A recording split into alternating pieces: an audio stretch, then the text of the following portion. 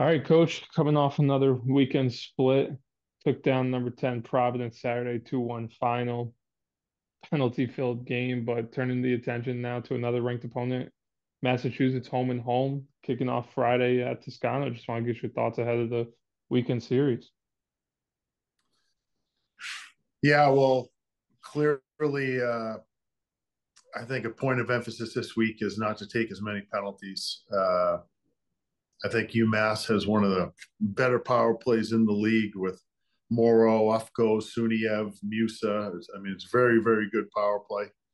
And that will not be a recipe for success if we're taking 9 penalties on Friday. So that's kind of been our focal point all week, is to play much more discipline.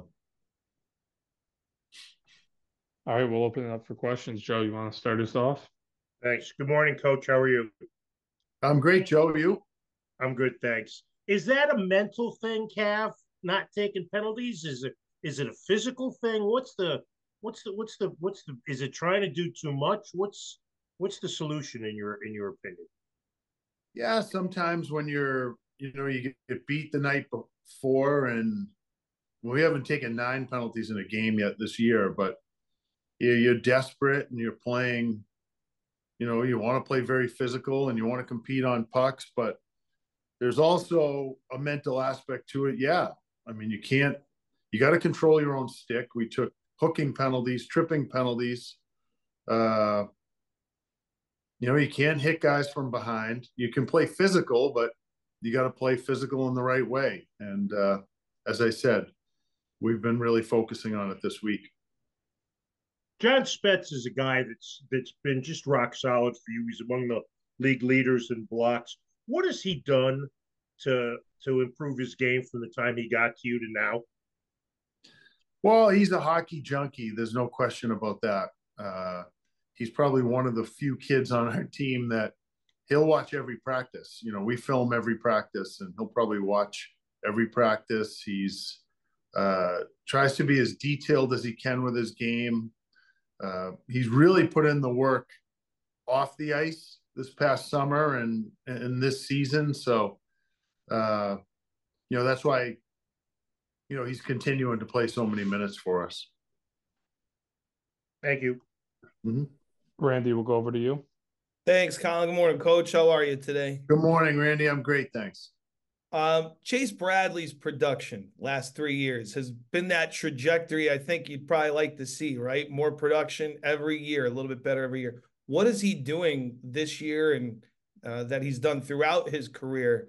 What elements of his game have improved to make him the player that he is now?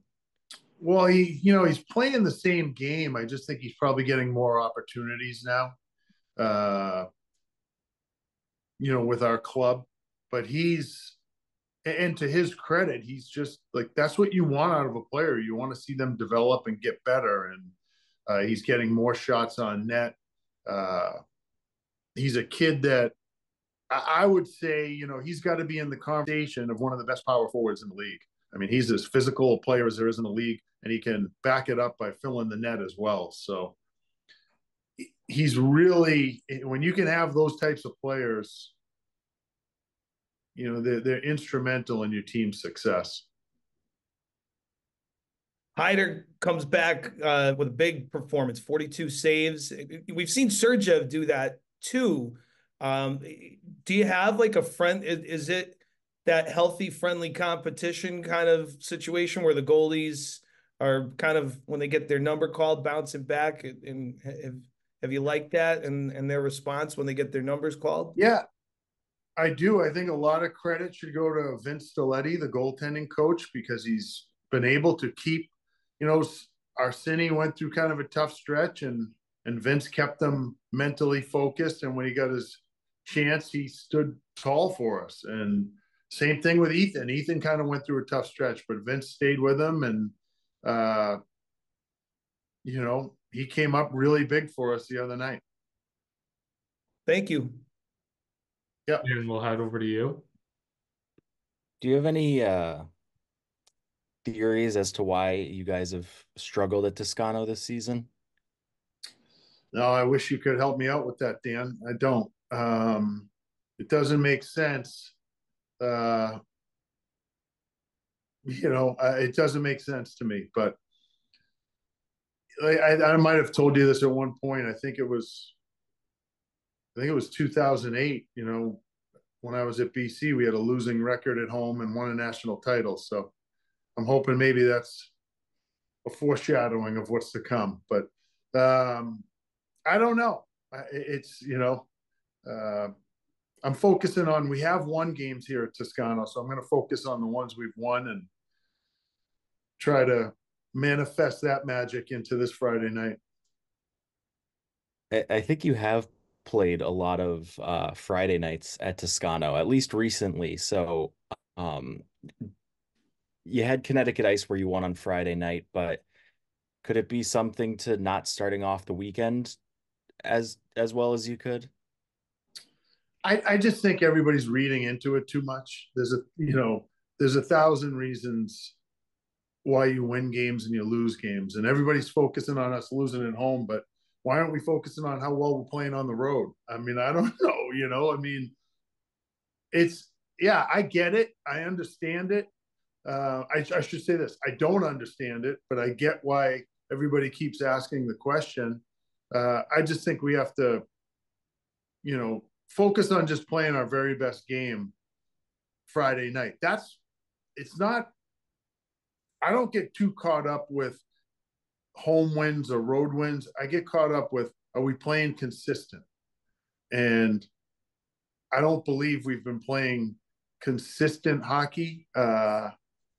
Maybe the most consistent weekend we played was at BC. We actually played really well that whole weekend and we got 1 point, but we played really well the whole weekend. The main weekend wasn't bad. We shut them out for 5 out of 6 periods. Unfortunately, that one bad period cost us a game, but that's more concerned. It's not whether we're home or away. I'm more concerned with, are we playing the way we want to play consistently for 60 minutes? So then, like the road, what do you like about the way your team handles its business when you head away from stores? I think, as I said, I think a lot of times we're playing desperate hockey. You don't want to get swept on the weekend. So, I don't know. I don't have an answer for that either. Our team seems to rally around that. Maybe we should pretend that we lost Thursday night when we play this Friday. All right, Tyler, we'll jump over to you. Awesome. Thank you. Hi, Coach. Colby Cohen is going to be doing the game with Laura and I on Saturday. Colby. My condolences. I know. I mean, look, it's fun for me, but he says he wants to track you down before that game. No. Yeah, Colby's great. That'd be great. He says he'll come say hi.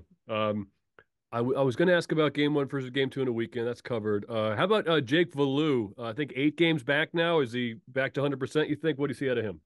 I don't know if he's back to 100% yet. I mean, that was a tough injury he came back from, but he certainly has been able to give us some quality minutes when he's been able to play.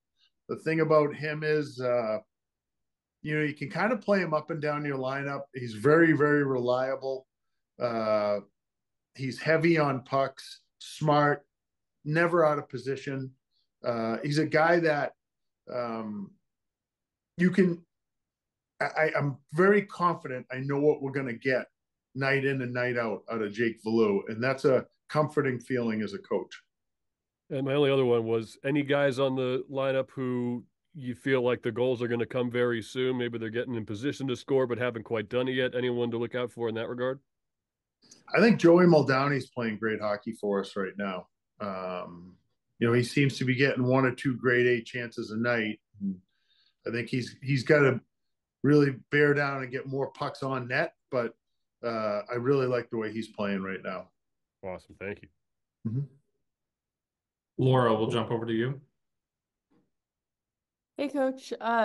Not to, harp on the penalties, but I am curious, when it comes to discipline, how do you coach that in practice? Well, when a penalty is committed in practice, I think you have to recognize it and address it. But, really the only way you can continue to,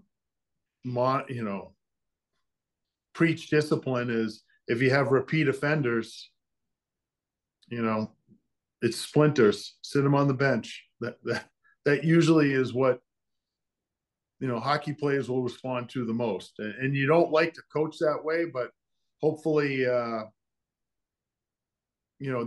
we can rectify that situation this weekend. Mm-hmm.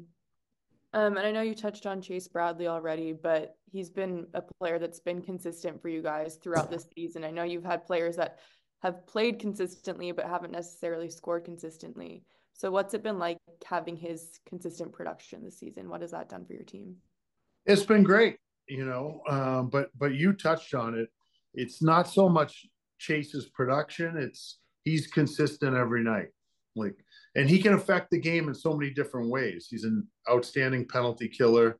He has a physical presence. He just doesn't need to score to help our team win. So I think that's his most valuable asset to us. He plays a 200-foot game, plays the right way, doesn't cheat, and is a physical force out there.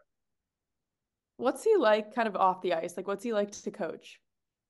He's great. He's very coachable. He doesn't get defensive when you want to try to coach him in different areas. Really mild-mannered. Like, you would think a kid that physical, and he plays like a bull in a china shop, but he's not that way off the ice. And I'm really proud of him because he's really grown off the ice well. Last semester he had his best semester academically, just missed a 3.0. He was like 2.95 or something. So I'm really proud of how he's matured and developed here as a person off the ice. That's great. I also had a follow-up question on John Spets, just about how he watches all the practices. Does he watch them? So you're saying that he goes back and watches the full practices after? Yeah, we film every practice, and we put it up, so the kids can watch it. And I would say he's one of the few that, if I ask him, did you watch that play yesterday? He's like, yep, I saw that. He's a hockey junkie, and those kids are easy to coach. And then just last one for me, what stands out to you about that last UMass game? I remember that was, from my perspective, a good game in which you guys, fought back throughout all 60 minutes. What stands out to you most about that game? I'm trying to remember it. It was, I think we tied it late on the power play, right? Yeah, at the end, and then one to shoot out. Yeah. They're a very good team. They're, like I said, the two defensemen, I think, are elite defensemen, and they can pose a lot of problems because they get involved offensively a lot. I like a lot of their young players, and Suniev and Musa and Connors. I think Lautenbach, brings a lot of energy to their team. They're pretty deep up front, and their goaltender played in the World Junior Tournament, so they're solid in a lot of areas. Andrew, we'll jump over to you. Hey, Cav. We've seen teams and players have sort of amicable parting of ways after 4 years. Marshall Warren going to Michigan, Reed Lebser going to Michigan State. What has made Jake Flynn and your program such a good fit in that he came back for the 5th year? Yeah, I was, he and Harrison Reese both came back. I just think they really appreciate the program that we have here and the school we have here. And, we try to run the program the right way. And I don't care who you are in the country. Sometimes it's not for everybody, but I think they had a passion for this program. And I think you'd have to talk to them about it, Andrew. I don't want to speak for them. They would be better answering that question than I would, but I'd like to think that, we were an eyelash away from winning a league title, and I think that meant a lot to them, and to try to get back to that place where we could compete for a Hockey East championship, and they'd like to do it as Huskies. And what has Jake brought to the program, throughout his career and specifically this year? Well, competitiveness. I say all the time, I don't know if we have a player like he's not perfect, and Jake will turn the puck over, but he will fight to get it back, and he does an awful lot. But I just think he's a stand-up kid. He does things the right way. I know he's respected by everybody in the locker room.